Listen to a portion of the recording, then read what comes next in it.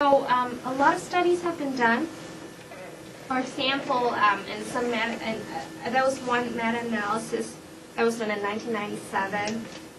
It showed that processing speed actually explained about 93% of age-related variances in short-term memory and working memory. You don't really have to write that down, but it's interesting. Numbers, of course, and it might help you remember things better as well. Yes. When was that? It was 1997. It was one of the studies done by the Salthouse group, I think. Right.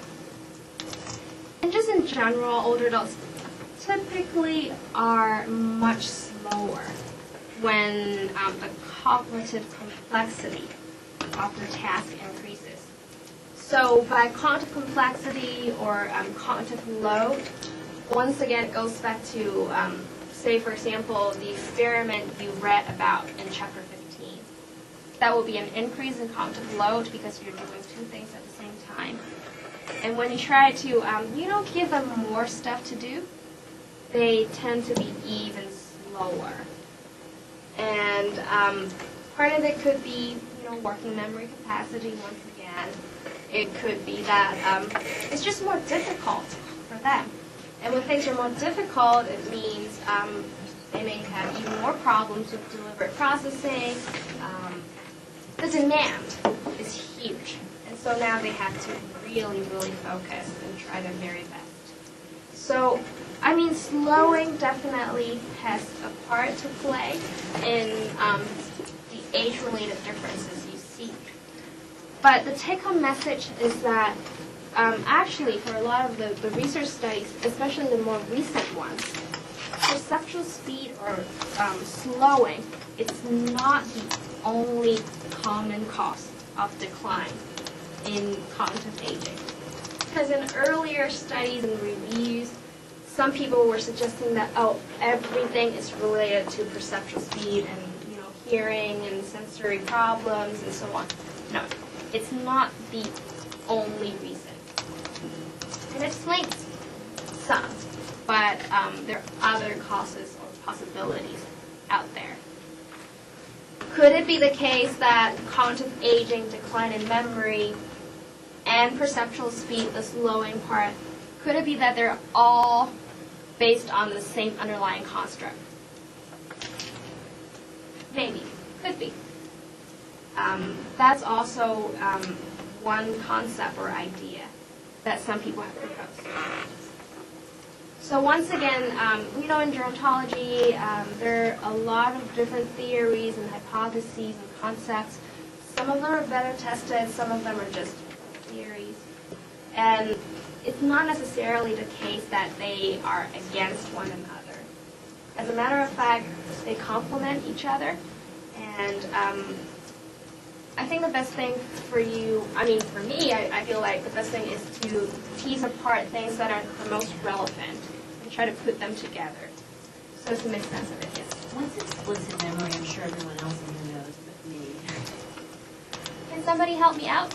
Explicit memory?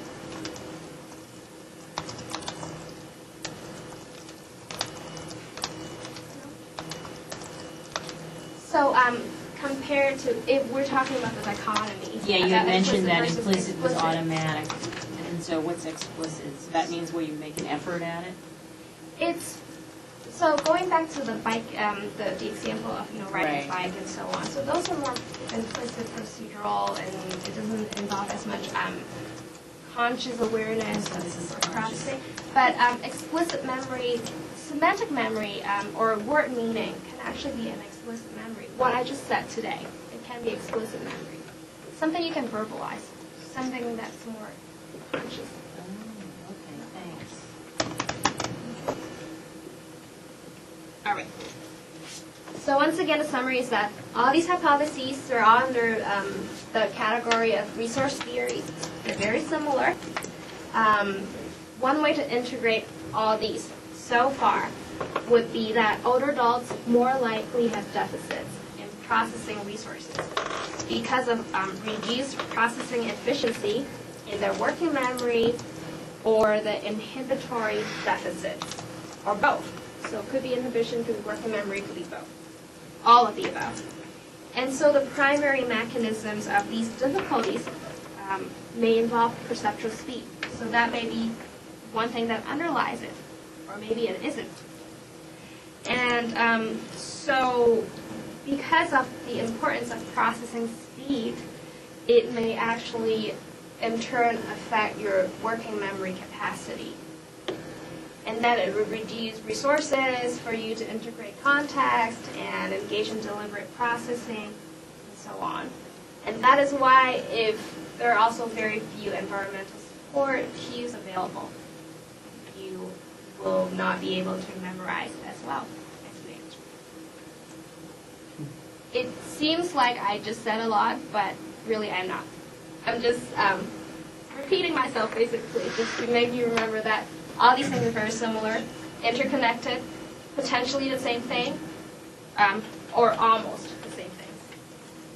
Regarding to the slower process speed, what's the accuracy between the older and younger adults when they're doing the test? Okay, question for you guys. Do you remember if accuracy was measured in that reaction time task in chapter 15? Okay. Was it measured? In another article? In the other article, yeah. So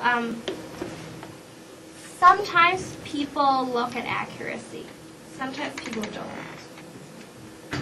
A lot of times when they're trying to measure, for example, processing speed, just basic processing speed, they would just ask them to press a button, react to, as long as you see a word, you press a button. Until you get the right answer, then they will switch to a different task. But they don't seem to really care too much about the accuracy. And whereas for other studies, they actually also care a lot about accuracy. I guess the message really here is that a lot of times when we are talking about processing speed, what we end up measuring maybe more than processing speed alone. So it's important to, when you read an article, for example, it's important for you to look at whether it's just a pure measure of reaction time, or if it's something like asking people to copy symbols or to substitute numbers, the digit symbol task. So you have to copy symbols and to represent numbers and so on. So those are not really pure processing speed tasks, but sometimes people use those tasks to explain differences in working memory among older adults. And in fact, maybe what they're really measuring is more than just processing speed. Maybe they're also looking at working memory. That's why one explains the other, because they're using a measure that measures both things. Does that make sense? I know it sounds a little confusing.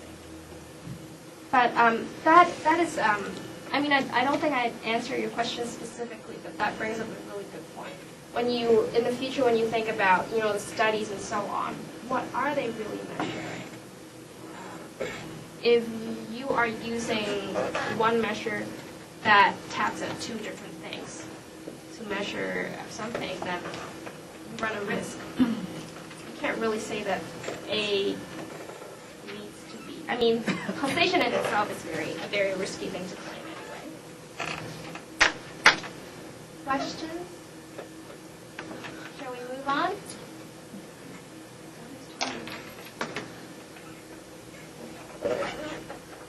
So, how do we improve our memory performance? When Dr. Knight comes back, he is going to talk even more about memory intervention, I believe, I hope. So, we'll just go over these very, very briefly. Now, by increased self-paced study time, here, okay, before I talk about these 6 things, which are pretty self-explanatory anyway, the reason why it's important to think about how we can improve memory performance is because it's going to benefit